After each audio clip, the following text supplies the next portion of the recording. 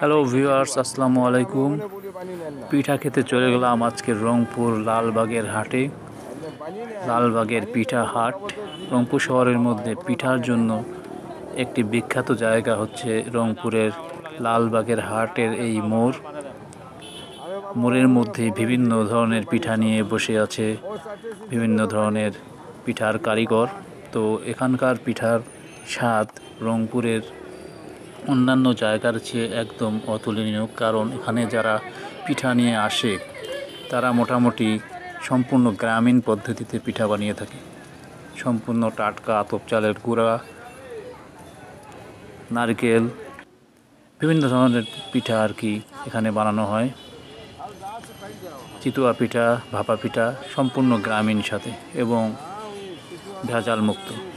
আর আজকে আমি যে দোকানে পিঠা খেতে গিয়েছি এখানে লালবাগের পিঠাপল্লিতে, এই যে চাচা গ্রাম থেকে এসেছেন, এখানে পিঠা বিক্রি করেন।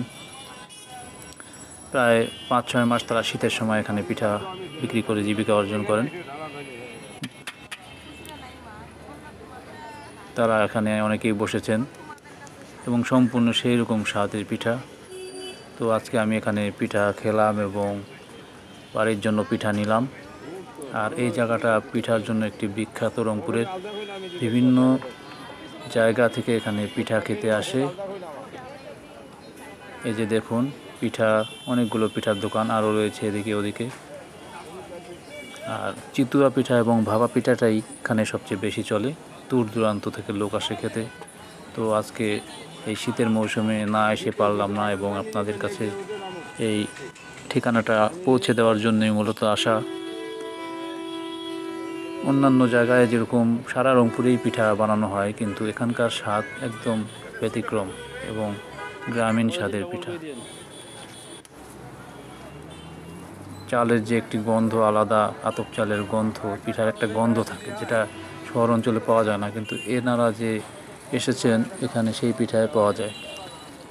তো আর দেরি না করে আপনারা যে যেখানে আছেন পিঠা খেতে চলে আসুন রংপুর লালবাগের এই পিঠাপল্লিতে।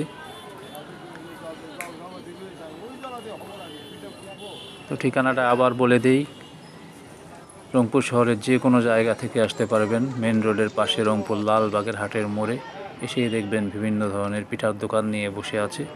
মডার্ন থেকে যান কিংবা মেডিকেল মোড় থেকে যান বা শহরের যে কোনো স্থান থেকে পরিবার নিয়ে খেতে আসতে পারেন এখানে।